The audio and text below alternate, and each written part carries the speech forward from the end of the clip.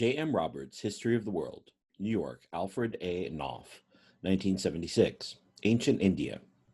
The only ancient civilizations which should rival the Near East arose in Asia. One of these, India's, is in a sense quite accessible. Only 75 years ago, some Indian communities still lived as our primeval ancestors must once have lived, by hunting and gathering. The bullock cart and the potter's wheel of many villages today are, as far as back as can be seen, identical with those used 4,000 years ago. A caste system whose lines were already there in about 1000 BC still regulate the social life for westernized Indians. Gods and goddesses, whose cults can be traced to the Stone Age, are still worshipped as village shrines. In some ways, then, this ancient civilization is with us still, as is no other. Yet, though such examples of the conservatism of Indian life are commonplace, the country contains many other things too. The hunter-gatherers of the early 20th century were contemporaries of other Indians, used to traveling in railway trains. The diversity of Indian life is enormous and is wholly comprehensible, given the size and variety of its setting. The subcontinent is, after all, about as large as Europe. It is divided into regions clearly distinguished by climate, terrain, and crops. When written history began, the ethnic complexity was already very great. Scholars identify 6 main groups. There are many examples in India's later history of the arrival of others, which have then found a place in her society. All this makes it hard to find a focus. Yet India's history has a unity, and it is a cultural one, the factor for enormous power to absorb and transform forces from the outside. This provides a thread to guide us through the patchy and uncertain illumination of her early stages provided by archaeology and texts long orally transmitted. Its basis lies in the fact that, in spite of her size and variety, India is in large measure insulated by geography and from the rest of the world. Until the oceans began to be opened up by voyagers in the 16th and 17th centuries AD, India had to grapple with only occasional, though often irresistible, intrusions across one of her frontiers, the northwestern. To the north, she was protected by some of the highest mountains in the world, and to the east by jungle, and on the lower sides of the Great Triangle by the huge wastes of the Indian Ocean. The natural definition, which channeled and restricted communication with the outside world, has also given India special overall climatic features. Though there are important regional differences, much of her landmass does not lie in the tropics, yet much of her weather is tropical. The mountains keep away the icy winds of Central Asia. The rain-laden clouds which roll in from the oceans past the long coasts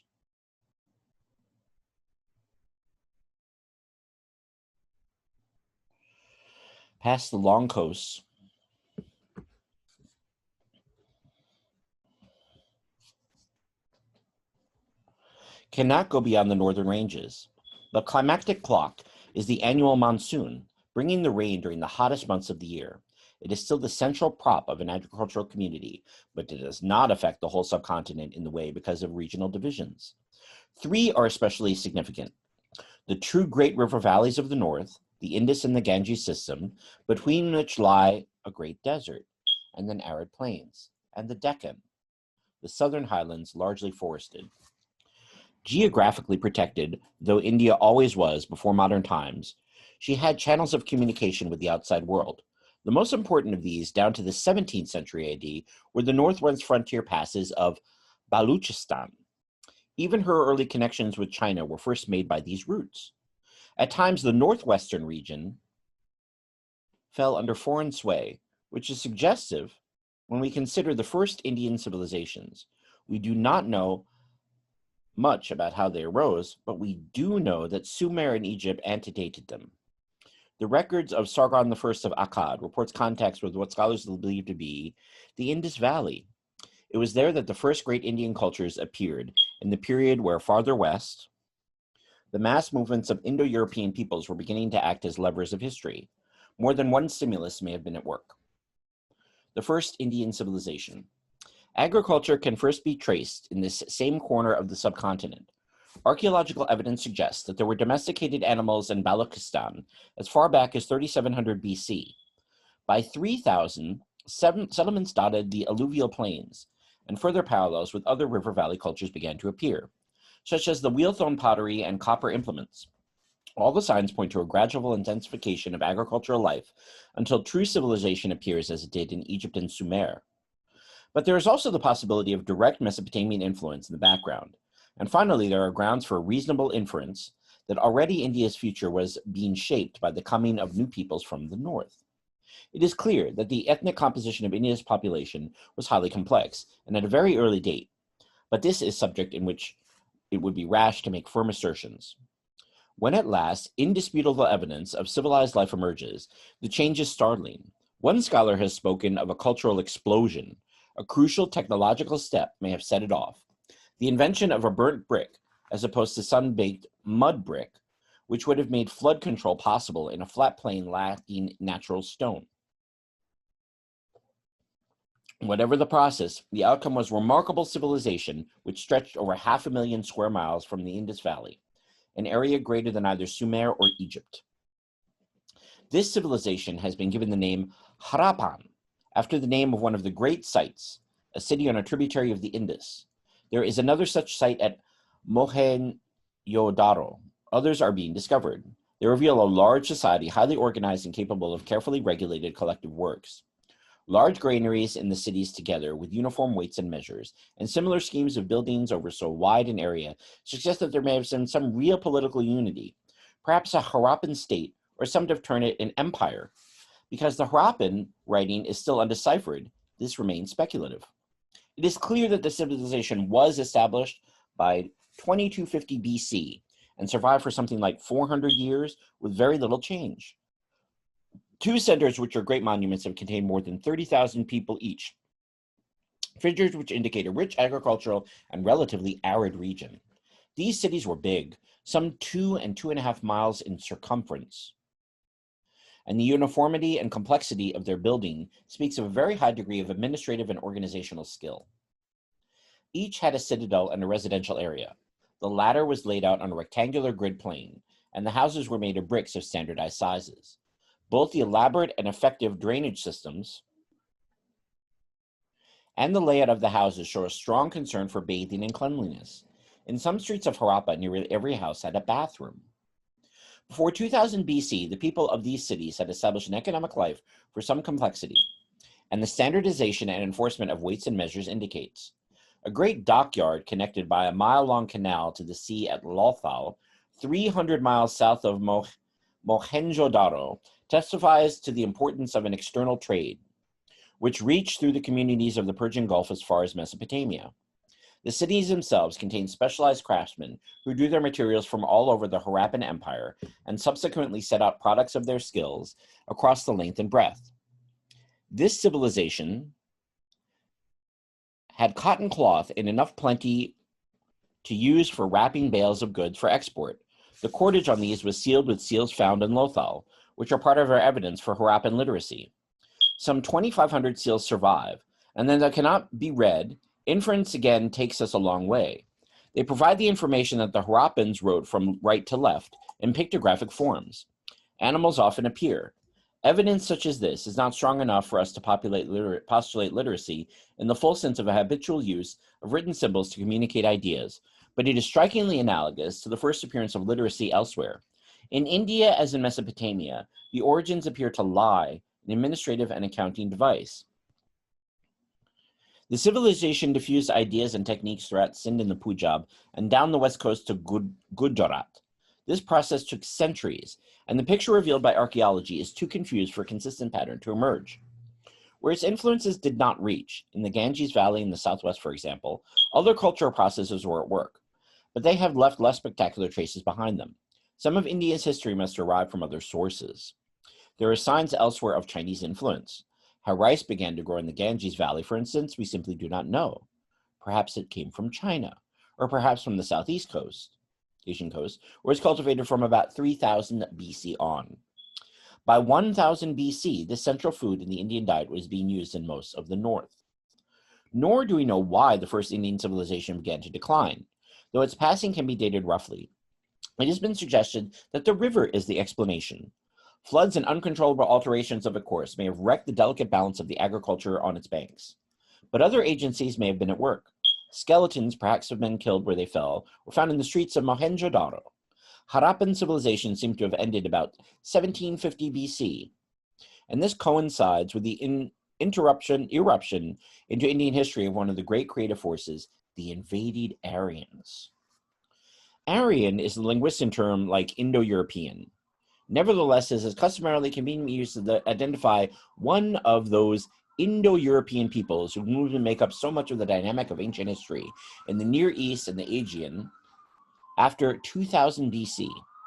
At about that time when other Indo-European groups were flowing into Iran, somewhere near 1750 BC, a great influx of Aryans began to enter India from the Hindu Kush.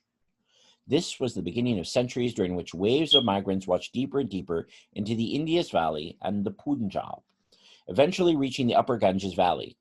They did not obliterate the native peoples, although the Indus Valley civilization crumbled. No doubt much violence marked their coming, for the Aryans were warriors and nomads, armed with bronze weapons and horse-drawn chariots. They settled, and there are plenty of signs that the native populations lived on with them, keeping their own beliefs and practices alive. Much archaeological evidence attests to the fusion of Harappan with Aryan ways, an early example of the assimilative power which was always to characterize Indian society. It seems clear that the Aryans brought to India no culture so advanced as that of the Harappans, although they did bring Sanskrit, which was to become the language of culture and learning, and in one in which India's major religions and philosophical texts would be written down. The story of the Aryans is a little like that of the Indo-Europeans into the Aegean. Writing, for example, disappeared and did not emerge again into the middle of the first millennium BC. Cities, too, had to be reinvented. When they rose again, they were not so elaborate or well laid out as their Indus Valley predecessors. Instead of turning to urban life, Aryans slowly gave up their nomadic habits, settled easily into agriculture, and spread east and south from their original settlement areas in sprawl of villages. This took centuries, not until sometime after 1000 BC, when India acquired iron and more effective farming influence made of it, was the expansion complete and the Ganges Valley colonized. Meanwhile, together with this physical opening of the northern plains, Aryan culture made two decisive contributions to Indian history: its religious and its social institutions. Aryan religion centered on sacrificial concepts. Though sacrifice was part process of creation, which gods had achieved at the beginning of time, it was to be endlessly repeated. Great standing came to be given to the Brahmins, the priests who presided over these ceremonies. There was a Pantheon of Gods, three of the most important being Agni, the god of fire, through which sacrificial flames men could reach the deities; Varuna, the god of the heavens, controller of the natural order and the embodiment of justice; and Indira, the warrior god, who year after year slew a dragon and released again the heavenly waters which came with the breaking of the monsoon. We learn from them, from the Rigveda, a collection of 1,000 or so hymns performed during sacrifice, collected in about 1000 BC, but certainly accumulated over the centuries. The Rigveda seems to reflect Aryan culture as it has been shaped by settlement in India, and not as it has existed in earlier times. Like the Iliad and the Odyssey, it is the eventual written body form of oral tradition, but it is much less difficult to use as a historical source, since its status is much more certain. Its sanctity made its memorization in exact form essential. The Rigveda was not to be written down until after 1300 AD. It was then still almost certainly largely uncorrupted from its original form. Together with later hymns and prose works in the Veda, the body of Hindu sacred literature, it is our best source of early India, whose archaeology is cramped by the fact that no building materials so durable as the brick of the Indus Valley cities were used by the Aryans. Also, like the Greek poems, the Rigveda reveals the world of Bronze Age barbarians. The hymns do not mention iron. The setting is a land stretching from the western banks of the Indus to the Ganges and inhabited by Aryans and dark-skinned native peoples. Archaeologists now believe that they can identify references in the hymns to the destruction of the Harappan cities. In this land settled a society whose fundamental units were families and tribes, but their effect on later Indian development was less enduring than the pattern of social organization which eventually emerged as caste. Once the rules of caste were written down, they appeared as hard and solid, incapable of variation. This did not happen until caste had been established for hundreds of years, during which it was flexible and evolving. Much of its early history cannot be spoken of with assurance. The root of the caste system was seemingly a recognition of the fundamental class divisions of a settled agricultural society, and this case into the priestly Brahmins, the highest status group, the Kshatriyas, or warrior aristocrats, and the Vaisyas, or ordinary peasant farmers. These earliest divisions were apparently not exclusive. Movement between them was possible. The only unleapable barrier in earlier times seemed to have been that between the non-Aryans and Aryans. Significantly, the word of class in Sanskrit, or varna, means color, and one of the terms the Aryans used to designate the aboriginal inhabitants of India was adasa, which came eventually to denote slave.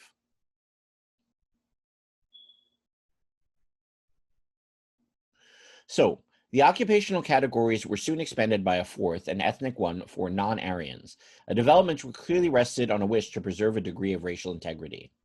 They were now called the Sudras, or unclean, who might not study or hear the Vedic hymns.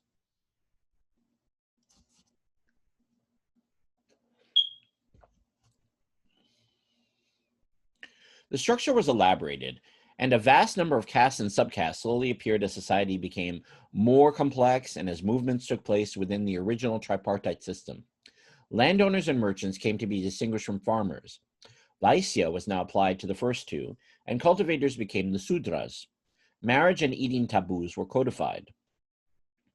Caste obligations and privileges gradually became a primary regulator of Indian society, perhaps the only significant one in many people's lives aside from tribal, family, and local customs. Because of these institutions, the structure of power in Indian society right down to the present day has been only in part a matter of formal political structure and central authority.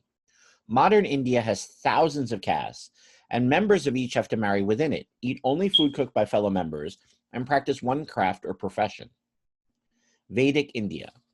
In early times, Aryan tribal society threw up kings, no doubt as a consequence of military power. Gradually, some of them acquired something like a divine sanction, but not all Aryan communities accepted this evolution. About 600 BC, some of the detail of Indian political history, at last, begins to emerge through a mass of legend and myth. Two sorts of political community which can be discerned: one non-monarchical, tending to survive in the hilly north, and one monarchical, established in the Ganges Valley. This reflected the centuries of steady pressure by the Aryans towards the east and south, during which the peaceful settlement and intermarriage seem to have played a bigger part as conquest. In this era, in the center of gravity of Aryan India, gradually shifted from the Punjab to the Ganges Valley as Aryan culture was adopted by the peoples already there. The Vedic kingdoms brought a measure of cultural unity to northern India. By the 7th century BC, the Ganges Valley was the great center of India's population. The cultivation of rice may have made this possible.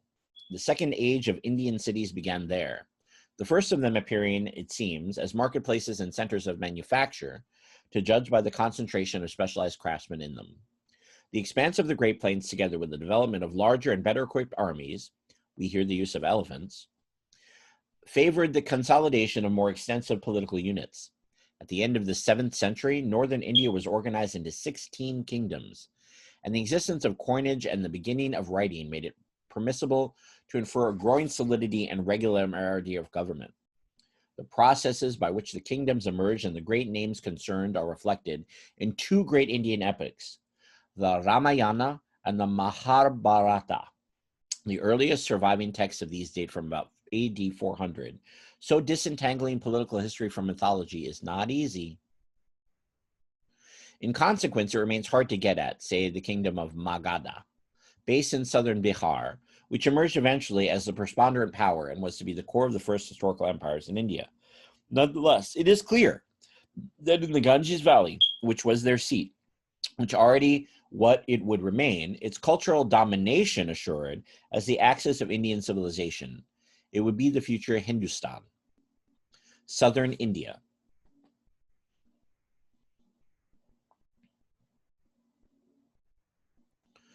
The availability of later Vedic texts and the general richness of Aryan literacy record do much to fix our attention on the north of India, a focus which the state of archaeological and historical scholarship reflects and further explains. Simply, more is known about it in ancient times than about the south. But there are also important and less accidental justifications for such an emphasis. The archaeological evidence shows, for example, a clear and continual cultural lag between the area of the Indus system and the rest of India, to which, after all, the river was to give its name. In the south, near the modern Mysore, settlements roughly contemporaneous with Harappa left no trace of metal. Bronze and copper began to appear there only sometime after the Aryan arrival in the north. Moreover, outside the Indus system, there were no metal sculptures, no seals, and fewer terracotta figures. In Kashmir, as well as in eastern Bengal, there was strong evidence of Stone Age sculptures with affinities to those with the south of China, but it is least clear whatever the characteristics of the local cultures they encountered and within the limits imposed by geography. First Harappan and then Aryan civilizations was dominant. Each, in turn, gradually asserted itself towards Bengal and the Ganges Valley, down to the west coast, toward Gujarat, and into the central highlands of the subcontinent. This is the pattern of India's Dark Age, and when we reach the doorsill of history, there's not much additional light. The survival of Dravidian languages in the south testifies to persistent isolation. Much of this is explicable by geography. The south has always been cut off from the north by jungle-clad mountains, and Vindhya. Internally, too, the south is broken and hilly. It has a topography which did not favor the agglomeration of large states, as did the open plains of the north. Instead, southern India remained fragmented in smaller units. Some of its regions, thanks to their inaccessibility, persisted in the hunting and gathering cultures of a tribal age. Others, by a different accident of geography, turned to maritime enterprise and thus provided another contrast with the predominantly agrarian empires of the north. Millions of people must have been affected by the changes so far described. Estimates of ancient peoples are notoriously unreliable, but India's in about 400 BC have been assessed at more than 100 million. This is improbably large, but undoubtedly the Ganges Valley was soon what it has remained, an area of a very concentrated population. Yet the importance of India's early story lies less in the difference it then made to very large numbers of people than its creation of cultural patterns still shaping history today. Indian religion. What men do is shaped by what they believe they can do. The pulse of Indian history is making of a culture, not of a nation or an economy, and to this culture, religion was central. We grasp this more and more firmly as we move into the first millennium BC, when classical Hinduism crystallized and was a great world religion, Buddhism, which was eventually to dominate wide areas of Asia. The root of this synthesis goes very deep indeed. One of the great popular figures of the Hindu pantheon is today's Shiva, whose worship begins with many fertility cults. A seal from Mohenjo-daro shows a figure who already looks like an early Shiva, and stones like the lingam found in modern temples, the phallic emblem of Shiva, have been found as far back as the Harappan cities. There is good presumptive evidence, therefore, that worship of Shiva may have been the only surviving living religious cults in the world. On the other hand, Vishnu, another form of the popular Hindu devotion, is Aryan. Vishnu joined hundreds of local gods and goddesses still worshipped today to form the Hindu pantheon, but it is not the only evidence of the Aryan contribution to Hinduism. There can be no doubt that whatever elements remain from the Harappan, or even the pre-Harappan past, the philosophical and speculative traditions of Hinduism stem from Vedic religion. These are the great Aryan legacy. To this day, Sanskrit is the language of religious learning. It transcends ethnic divisions, being used in the Dravidian-speaking south as much as in the north by the Brahmins. It was great cultural adhesive, and so was the religion it carried. The Vedic hymns provided the nucleus for a system of religious thought more abstract and ethical than the animism of the past. Out of Aryan notions of hell and paradise, the house of clay and the world of the fathers gradually evolved into the belief that action in life determined human destiny. An immense, all-embracing structure of thought slowly emerged. a worldview linking all things into a huge web of being.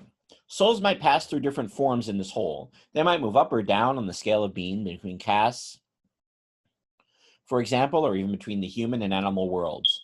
The belief in transmigration from life to life, its forms determined by behavior, was linked to the idea of repeated purgation, and renewal until the individual was eventually liberated from the transitory, accidental, and apparent by becoming one soul and being with Brahma, the creative principle.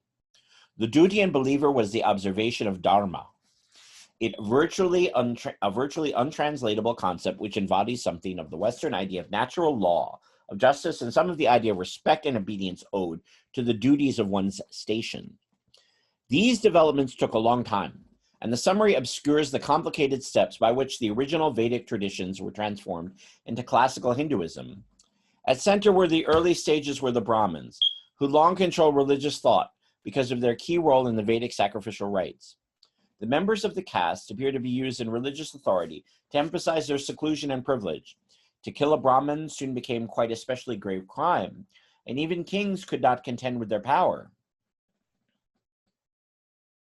Yet, at an early point, they seem to have come to terms with the gods of an older world.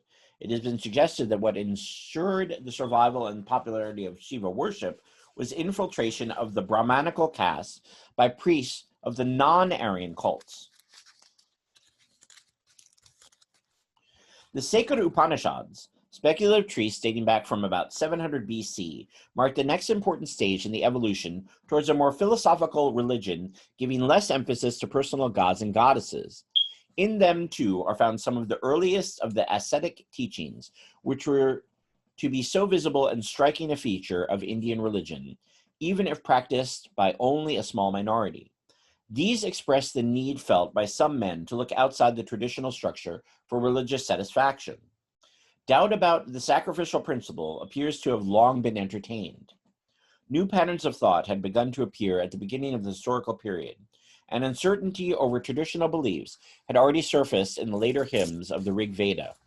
Classical Hinduism was eventually to emerge from the synthesis of the kind of ideas contained in the Upanishads and more polytheistic popular tradition represented by the Brahmins. Abstract speculation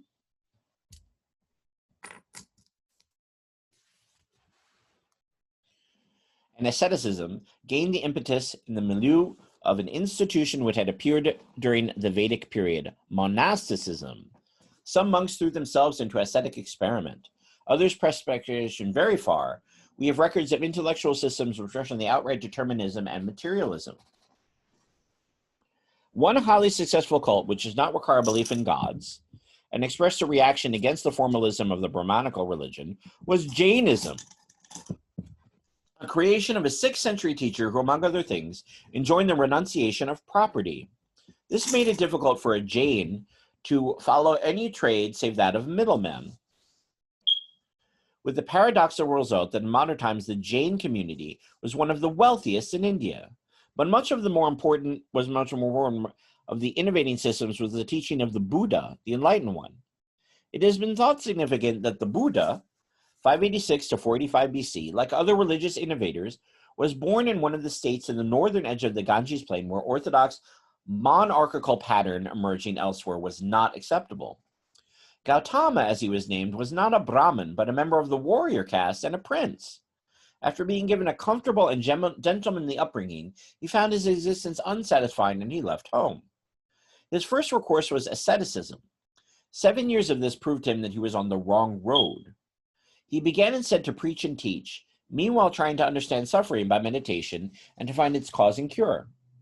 His reflections led him to propound and assure an ethical rule of life whose aim was liberation from the self by the achievement of higher states of consciousness, an important part of which was played by yoga, to which was become what was termed the 6 systems of Hindu philosophy. The word meant application, or in specific terms, an effort to attain perfection control of the body in order to seek truth through meditation. This practice would reveal the illusion of personality, which, like all else in the created world, is mere flux, the passage of events, and not your identity. The system had already been sketched in the Upanishads and was to become one of the aspects of Indian religion which struck later visitors from Europe most forcefully. The Buddha taught his disciples so to discipline and shed the demands of the flesh, that no obstacle should prevent the soul from attaining the blessed state of nirvana, or self-annihilation, freedom from an endless cycle of rebirth and transmigration, a doctrine which the Buddha always assumed. The aim of his teaching was therefore not to do something, but to do something, in order not to be. Apparently, the Buddha had great practical organizing ability, which, together with his unquestionable personal quality, quickly brought him popularity and success. He sidestepped rather than opposed the Brahmanical religion, a policy which must have smoothed the path of a new teaching. The appearance of communities of Buddhist monks gave his work an institutional setting which would outlive him. He also offered a role to some not satisfied by traditional practice, to women and low-caste followers. Buddhism was non-ritualistic, simple and aesthetic. It soon underwent elaboration, some would say speculative contamination, and yet, like all great religions, it incorporated much pre-existing belief. But it retained great popularity because it moved outside Brahmanical structure and it transcended caste. Yet in no sense supplanted Brahmanical religion, and in the end, not until well into the Christian era, Hinduism was to be the victor. Buddha came to be worshipped as an incarnation of Vishnu, and eventually Buddhism dwindled into a minority belief in India. It was nonetheless to become the most widespread religion in Asia and a potent force in world history. It is the first world religion we need to consider, for the older tradition of Israel had to wait for the Christian era before it would assume a world role. The teaching of a Buddha, therefore a recognizable epoch in India, and justifies a break in her story. By his day, a civilization still living today and still capable of enormous assimilative feats stood complete in its essentials. This was a huge fact. It would separate India from the rest of the world. Much of India's achievement was intangible. To our knowledge, she did not produce great art on the scale of Mesopotamia's Egypt or Minoan Crete, far less their great monuments. Marginal in her technology, she came late also to literacy.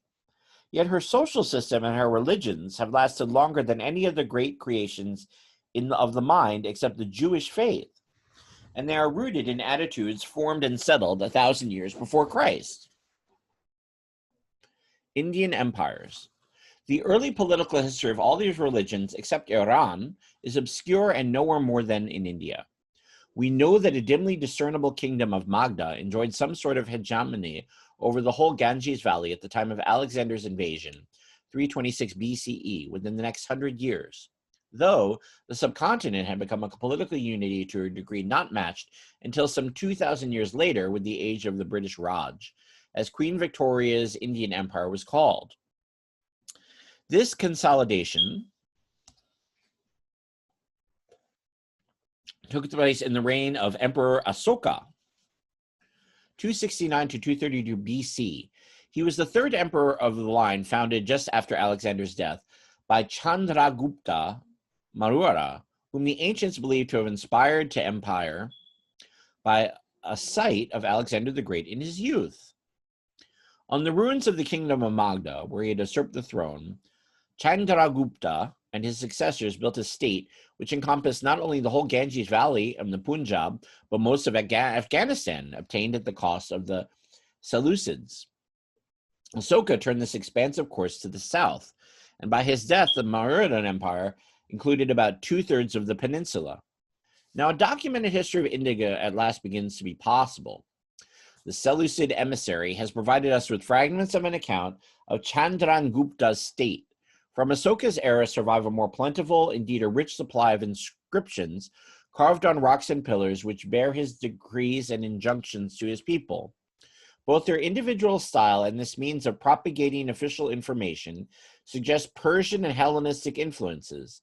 India under the Mauryas was continuously and fruitfully in touch with civilizations to the west, and in Kandahar, Asoka left inscriptions in Greek and Aramaic.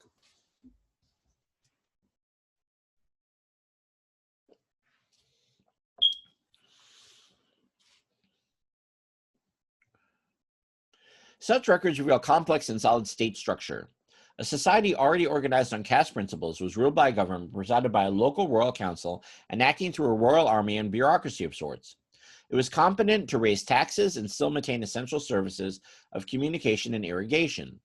It could also undertake considerable diplomatic activity under Ashoka, promoted something resembling of an official ideology. Ashoka himself had been converted to Buddhism early in his reign, and this is supposed to have deflected him from the pattern of conquest which had previously marked it. Thereafter, his inscriptions recommended to his subjects the observation of Buddhist precepts. He sent Buddhist missionaries as far afield as Macedonia and Egypt, where they had little success.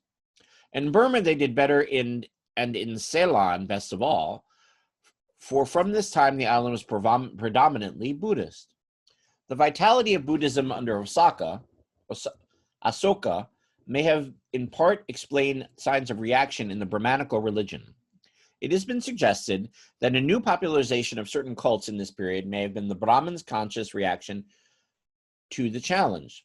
The 3rd and 2nd centuries BC were notable for the new prominence of the cults of two of the most popular avatars of Vishnu, Krishna, whose legend offers vast possibilities of psychological identification to the worshipper because of his many and varied incarnations, and Rama, the embodiment of the benevolent good husband and a son, a family god. It was in the 2nd century, too, that the Mahabharata and the Ramayana took their final form. The second of these great epics was extended by a long passage, which would become the central testament of Hinduism, and which the most famous work of Indian literature and its greatest poem, the Bhagavad Gita, or Song of Solomon, or Song of the Blessed One, the Bhagavad Gita, the Song of the Blessed One.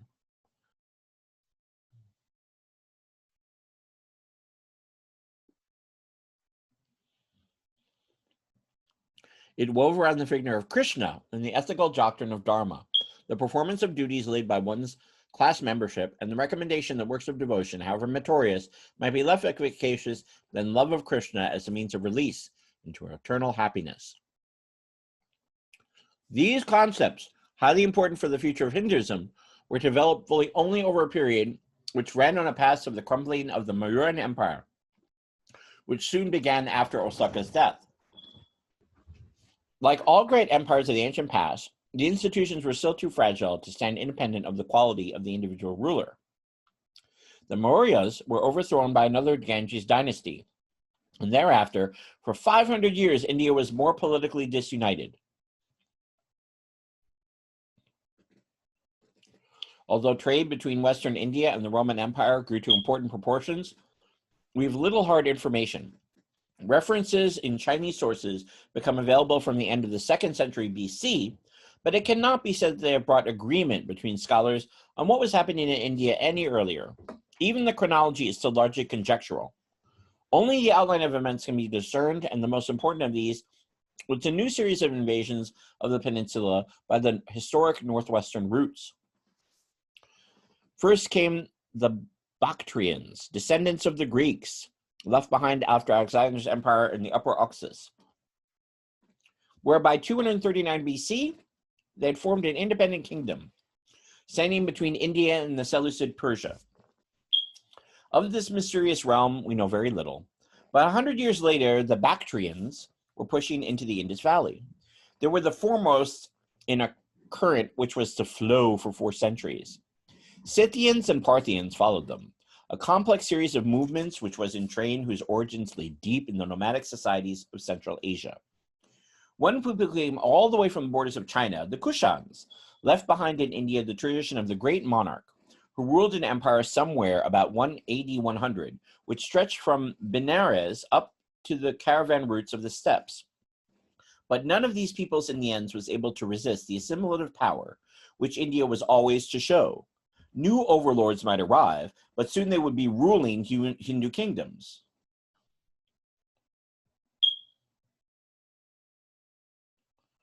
To the south, of course, the new peoples never penetrated far. The Deccan long remained politically separate under its Dravidian rulers, and its cultural distinction persists even today.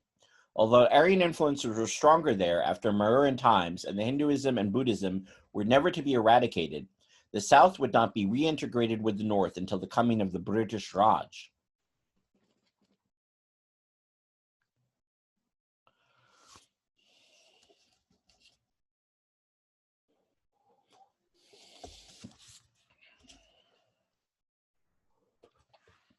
Even the North was not politically unified again until hundreds of years had passed.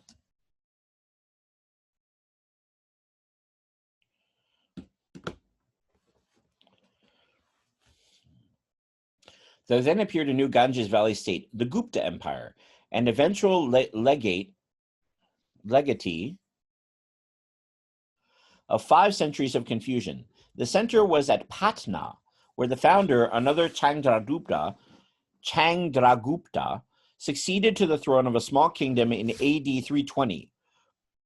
Within 100 years, North India was once again more united and relieved of external pressure and incursion. The Gupta's empire was not so big as Asoka's, but they preserved it for longer. For some 2 centuries under their rule, North India enjoyed a sort of golden age, later to be imagined with nostalgia. Culture and society. The Gupta period brought the first consolidation of Indian artistic style. From earlier times, very little had survived until the emergence of stone carving under Mauryas. It seemed very likely that this owed much to contact with Iran and possibly to the immigration of the Iranian and Hellenistic craftsmen, whose influence first shows in Asoka's pillars and some statuary. Chandragupta's palace had been made of wood. A period of architectural innovation followed, during which the carvings and buildings still bore the stamp of wooden models, and further developments in the Northwest showed that India was still receiving artistic motifs and techniques from the West. If we judge by what survives, the major deployment of these influences was found in Buddhist sculpture well into the Christian era. But before the Gupta Empire arose, a rich indigenous tradition of Hindu sculpture had also appeared from this time onward. India's artistic life was mature and self-sustaining. In this period, too, great numbers of stone temples began to be built, and distinct from excavated caves, which are the great glories of Indian art and architecture before Muslim times.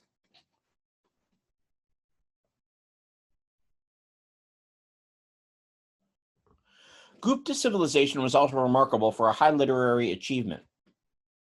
Again, the roots are deep.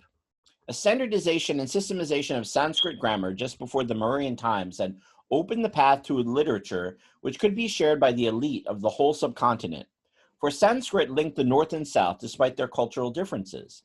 It was in Sanskrit that the splendid epics were given their classical form, although they were available in translations into local languages. And Sanskrit was the language used by the greatest of Indian poets, Kalidasa. Besides poems, he wrote plays. In the Gupta, there emerged from the Saturday past an Indian theater whose traditions had been maintained and carried from the popular films of 20th century India. Intellectually, the Gupta era was a vital period. A great new philosophical effort, not all of which was religious in orientation, took form under the Guptas, and Indian mathematicians invented a decimal system in the 5th century. In this vigorous culture can be seen the maturing of classical Indian civilization. Chronology derived from politics is a hindrance here. Important developments flow across the boundaries of any given period. Nevertheless, in Gupta times, there is a sense of the presence of the fully evolved classical Hindu society. A caste system had already emerged toward the end of the first millennium BC and overlay an enormously complicated the 4-class division of Vedic society. Castes tied most Indians into a well-defined group for marriage and often regulated their economic and professional life. The large majority worked the land.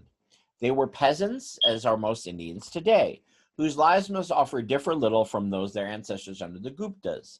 The cities were mainly great markets or great centers of pilgrimage. The culture which held the society together and sustained its institutions continued to be soaked in religious assumptions fundamentally established before Mauryan times. Some of the developments which followed have been mentioned. Others extended past the Gupta period in centuries of further elaboration and will be discussed elsewhere. Religion had long been a vigorous force, and in the Gupta era it was expressed in a huge elaboration of carving and sculpture. Together with the stupas and great Buddhas of pre-Gupta times, these became enduring features in the Indian landscape. Because of India's religious art, we have perhaps more evidence about the minds of the men of the past than we have about their material life. We know little about how taxation actually weighed on the peasant under the Guptas. although we can guess. But the endless dance of gods and demons, the forming and dissolving patterns of animals and symbols are still to be seen in the village shrines and juggernauts of our own day. In India, as nowhere else, there is some chance of access to the life of the uncounted millions whose history usually escapes us.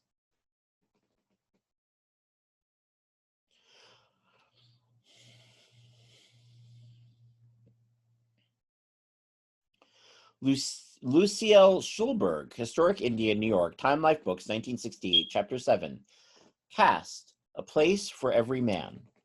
If a Hindu potter maker from modern Indian village could slip 2,000 years back in time, he would fit into the lives of his remote ancestors with amazing ease. On the mud streets of the ancient village, he would see men wearing lengths of white cotton draped exactly like his own dhoti. Families squatting outside small wood houses, built like his own house, would be dripping into pottery trays of cooked grain and vegetables soaked in milk. His diet, and flipping the food into their mouths with their fingers, his style of eating. He would find the pottery makers of that distant period, including perhaps his own 80 times removed great-grandfather, shaking bowls of jugs mostly out of clay, and baking them in heaps of burning leaves, just in the way that he does today. What is more important, the 20th century visitor would also recognize the elaborate code of rights and restrictions guiding the social activities of his ancestors. These social rules dictated the area of the village which the potter lived, and the style which he dressed, and he ate, and he prayed, and he married, in short, the pattern of his whole life from birth to death. The modern villager would not be surprised to find that he and his forefathers had the same occupation and followed the same codes of conduct. Indeed, he would expect it, for both he and those ancestors would be living under the social arrangements known as caste. Although this one familiar word can serve to describe India's entire society, caste is far from being as simple or as clear a system as many Westerners believe. In fact, what Westerners have always called caste is actually two different systems. One based on an ideal way of life, the other on the real way of life. The ideal system consists of a detailed description of the perfect life that the Brahmins claim was led into the world at the time of creation. It was a Hindu portrait of the Garden of Eden before sin came into existence, but with Adam and Eve already multiplied into a complete population. A real way of life in India, however, was much less precise and neat than the Brahmins' ideal. It was a system that evolved to give some order to India's many races, tribes, languages, occupations, religious practices, geographical areas, all the diversity that obtained in profusion and confusion throughout India's history. Despite the differences between the ideal system and the actual one, both are based on the age-old Indian concept of dharma. This concept had already been developed by the beginning of the Christian era, the period to which our potter could return so comfortably. The Brahmin leaders of India had by then arrived at their great moral principle that the universe is a harmonious whole only when each of its three component parts, nature, the gods, and men, function correctly.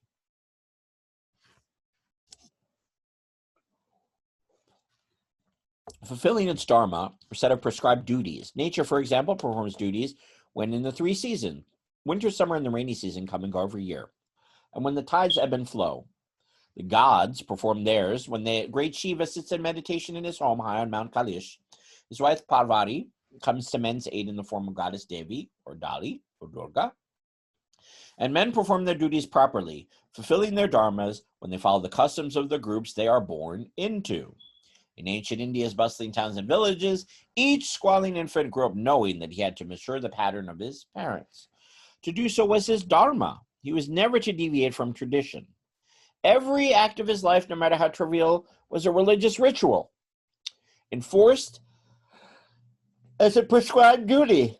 The way he brushed his teeth, stepped from his house, or greeted his neighbor was supposed to conform to his group's habits, or the universe would tremble. The work he did, the tools he used, the way he used them, his group's ways, all the manners was theoretically part of his dharma, and to tamper with them was to defy the universal order. In this ideal scheme of things, personal inclination was not a major consideration. If a child from a family of cotton merchants liked to nurse sick puppies back to health or rescue maimed birds from their broken wings, signs that in our own culture might suggest the family start saving for medical school, The Dharma would nevertheless prescribe that he be trained as a merchant. In the words of the Bhagavad Gita, it is better to do one's duty badly than to another duty well. For only when men performed their hereditary dharmas did society function as properly as an element of the universe. To define and codify men's dharmas, Brahmins compose elaborate manuals of both ceremonial and everyday behavior. The first books of this kind were collections of aphorisms called sutras, produced as early as the 6th century BC. Gradually, the sections of the sutras concerned with men's everyday duties, the Dharma Sutras, were expanded until they became a vast literature in themselves. Around the beginning of the Christian era, for example, a collection of the laws of Manu was compiled as a complete and authoritative statement on the Hindu religious and social codes. In such works, the ideal system, very different from the actual one, can be studied in detail. According to the laws of Manu, society at the time of creation consisted of 4 classes of men. Men passed through 4 chronological stages of life, and there were 4 goals that men were intended to pursue. The 4 great classes of the perfect society were strictly graded and segregated. At the top, so high that its members were like divinities, was the class of Brahmins. Next came the Kshatriya class of kings and warriors. Below them were the Vaishyas, or farmers and merchants, and the lowest of all were the Shudras, or serfs. Each class had its own particular function of social order. The laws of Manu say that Brahmins were to study and teach the Vedas and perform sacrifices. Kshatriyas were to protect the people and study the Vedas. Vaishyas were to breed cattle, till the soil, pursue trade in detail, deal in money, and study the Vedas. Shudras were to serve the other 3 classes and were not to study the Vedas.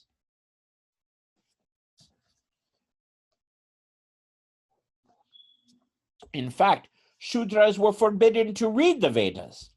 So firm was the ban that the laws of Manu declares that a Shudra who hears the Vedic verses, even accidentally, should have molten lead poured into his ears. Such fervently reflected a great theoretical difference between the Shudra class and the 3 higher ones. According to this ideal scheme, Shudras were born only once. In contrast, Brahmins, Kshatriyas, and Vaishyas were twice born. That is, they were born once physically and born again upon initiation into their classes. Only after that second birth was a Hindu considered a full member of society. For theoretically, the Shudra was, as one historian puts it, a second-class citizen on the fringes of society. Well, just as society was divided into 4 great classes, so within the 3 upper classes, a life of every man was ideally divided into 4 distinct stages. The stages of those were the student, the householder, the hermit, and the wanderer. Moshka was the highest of the 4 goals that, along with the 4 classes and the 4 stages of life, were part of the organization of the ideal, the perfect life. The 3 other goals of life were less mystical. These 3 goals were artha, to acquire material wealth, kama, to enjoy all the physical pleasures proper to man,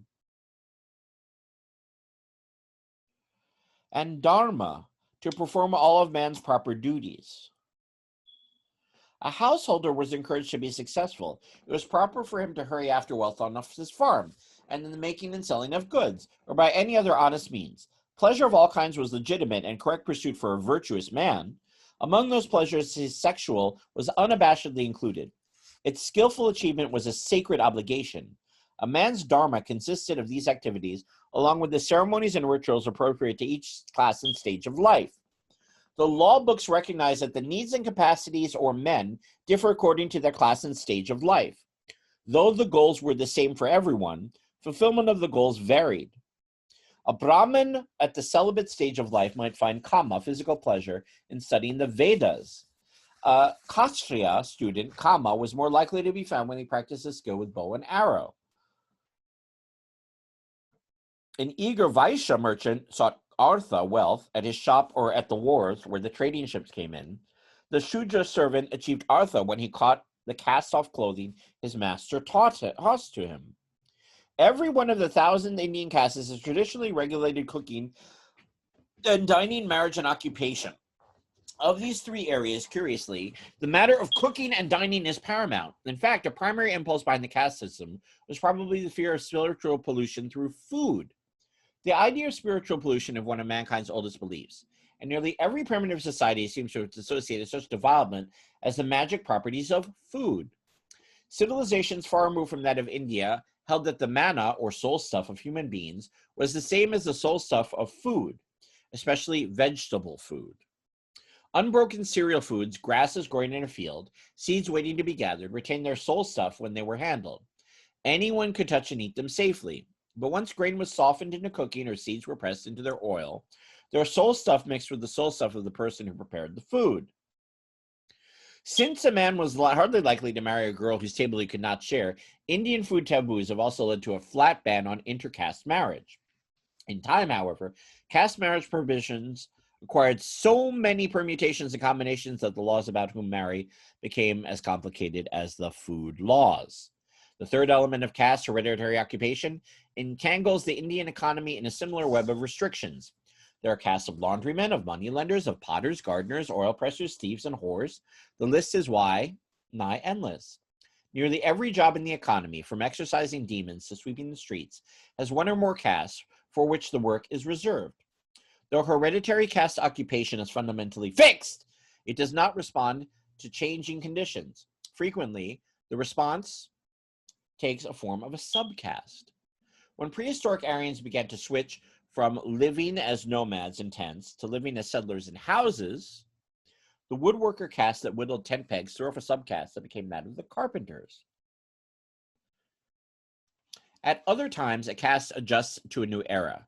Members of the Kayastha caste, the caste of scribes, may have helped disseminate the edicts of Ashoka throughout the Mauryan Empire around 200 BC and taken notes in the courts of imperial Gupta rulers around 350 AD. They were secretaries to the Mughal emperors around 1550 and became clerks under the British Empire around 1800. Today, a young member of the Kayastha caste may journey to America to study electronic communications. To a great extent, these unchanging or very slowly changing occupations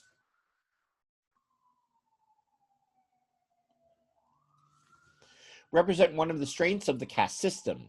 For the very fact of specialized caste occupations led to a smooth-running interdependence among all castes. Carpenters built houses for farmers, farmers sold produce to laundrymen, laundrymen washed the clothes of the Rajputs. This interdependence created an economically viable society among groups of people whose lives never touched except at the working level. In spite of that total ideal, total social separation, it also induced a great toleration for neighbors whose habits and customs were different and even offensive. The caste system made one other great contribution to Indian life. It gave its members a sense of security. For example, the caste assumed all financial responsibility for everyone in it, from the aged to the infant.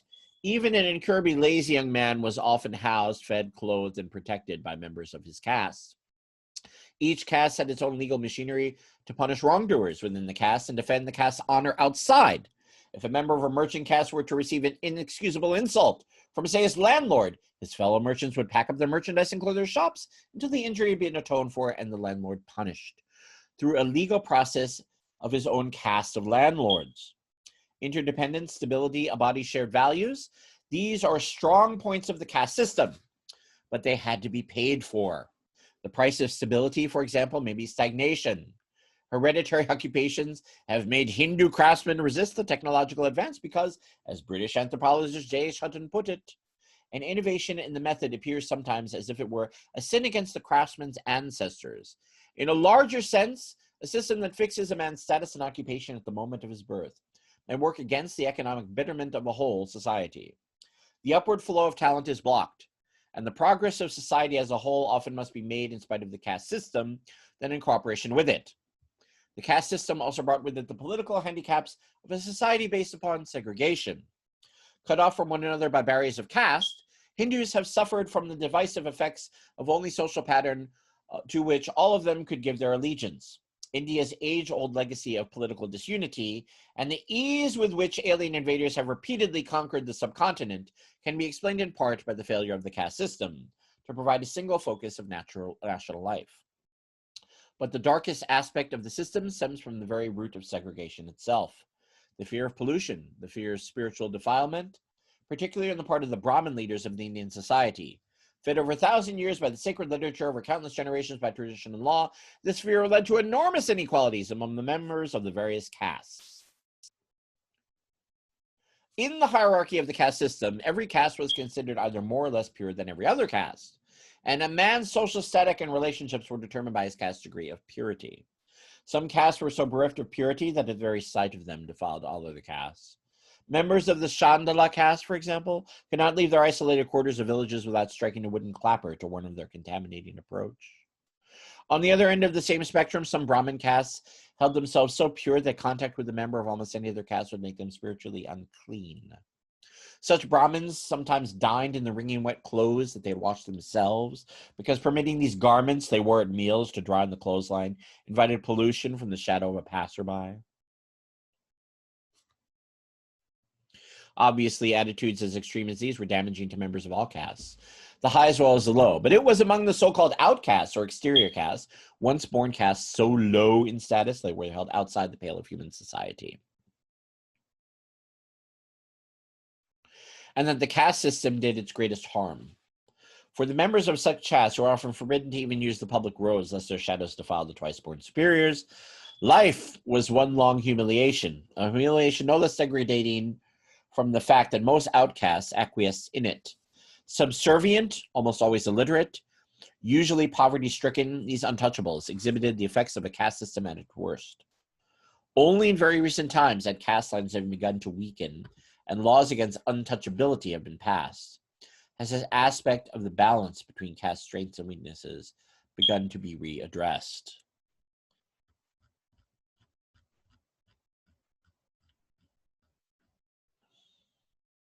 William J. Duker and Jackson J. Spielvogel, World History, 4th edition, Belmont, California, Wadsworth Group, 2004.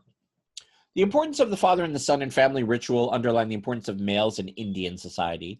For male superiority was expressed in a variety of ways. Women could not serve as priests, although in practice some were less accepted as seers, nor were they normally permitted to study the Vedas. In general, males had a monopoly of an education, since the primary goal of learning to read was carried on family rituals. In high-class families, young men, after being initiated into the sacred thread, began Vedic studies with a guru, teacher. Some of them went on to higher studies in one of the major cities. The goal of such an education might be either professional or religious. Such young men were not supposed to marry until after 12 years of study. In general, only males could inherit property, except in a few cases where there were no sons. According to law, a woman who was always considered a minor. Divorce was prohibited, although it sometimes took place. According to the Arthasatra, a wife who had been deserted by her husband could seek a divorce. Polygamy was a fairly rare and apparently occurred mainly among higher classes, but husbands were permitted to take a second wife if the first was barren. Producing children was an important aspect of marriage, both because children provided security for their parents in old age and because they were physical proof of male potency.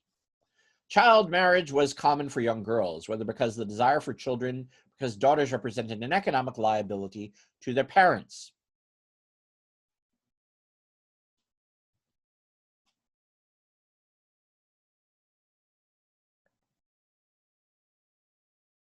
But perhaps the most graphic symbol of women's subjection to men was the ritual of Sati, often written Suti, which required the wife to throw herself on her dead husband's funeral pyre.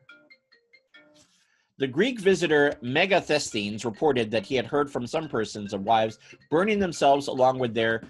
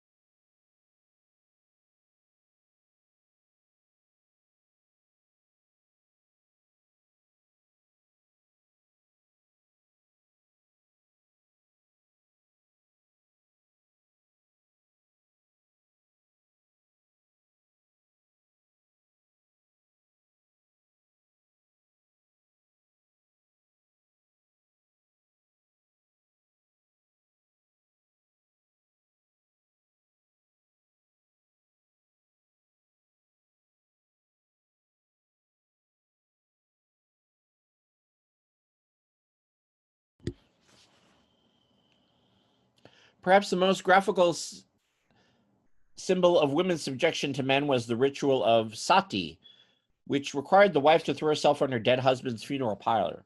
The Greek visitor Megasthenes reported that he had heard from persons the wives burning themselves along with their deceased husbands, and in doing so gladly that the women who refused to burn themselves were held in disgrace. All in all, it was undoubtedly a difficult existence. According to the laws of Manu, an early treatise on social organization and behavior in ancient India, probably written in the 1st or 2nd century BCE, women subordinated to men, first to their father, then to her husband, and finally to their sons. She should do nothing independently even in her own house, in childhood subject to her father, in youth to her husband, and when her husband is dead to her sons. She should never enjoy independence. She should always be cheerful. She should be skillful with her domestic duties, with her household vessels well cleansed, and her hand tight on the purse strings. Though he be uncouth and prone to pleasure, though he have no good points at all, the virtuous wife should ever worship her lord as a god. At the root of female subordination to the male was the practical fact that, as in most agricultural societies, men did most of the work in the fields, and females were viewed as having little utility outside the home, and indeed were considered an economic burden, since parents were obliged to provide a dowry to require a husband for a daughter. Family children also appeared to offer very little advantage in maintaining the family unit, since they joined the families of their husbands after the wedding ceremony. Homosexuality was not unknown in India. It was condemned in the law books, however, and generally ignored by literature, which devoted its attention entirely to erotic heterosexuality. The Kama Sutra, a textbook on sexual practices and techniques dating from the 2nd century CE, or slightly thereafter, mentions homosexuality briefly and with no apparent enthusiasm. The voices of silence, most of which is known about the lives of women in ancient India, comes from the Vedas or other texts written by men. The Sanskrit was the exclusive property of the upper caste for males for use in religious and court functions, and there are few examples of women's writings that date from this period. In the first poem quoted here, a Buddhist nun living in the 6th century BCE reflects on her spiritual sense of salvation and physical release from the drudgery of daily life. The other 2 poems were produced several hundred years later in southern India by anonymous female authors at a time when strict Hindu traditions had not yet been established in the area. Poetry and song were an essential part of daily life, as women sang in the working in the fields, drawing water at the well, or reflecting on the hardships of their daily lives. The second poem quoted here breathes the sensuous joy of sex, while the third here expresses the simultaneous grief and pride of a mother as she sends her only son off to war.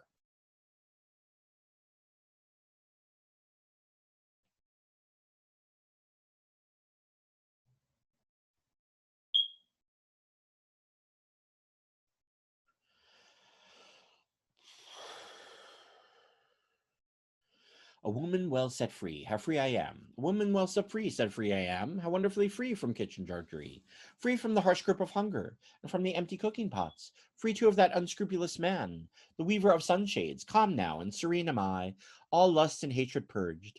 To the shade of the spreading trees go I, and contemplate my happiness. Translated by Uma Chakravarti and Kumkum Roy. What she said to her girlfriend. What she said to her girlfriend. On beaches washed by seas, older than the earth, in the groves filled with bird cries, on the banks shaded by a punai, clustered with flowers, when we made love, my eyes saw him and my ears heard him. My arms grow beautiful in the coupling, and grow lean as they come away. What shall I make of this? Translated by A.K. Ramanujan. Her purpose is frightening, her spirit cruel. That she comes from an ancient house is fitting, surely. In the battle day before yesterday, her father attacked an elephant and died there on the field. In the battle yesterday, her husband faced a row of troops and fell. And today she hears a battle drum, and eager beyond reason, gives him a spear in his hand, wraps a white garment around him, smears his dry tuft with oil, and having nothing but her one son, go, she says, sending him to battle. Translated by George L. Hart the Third.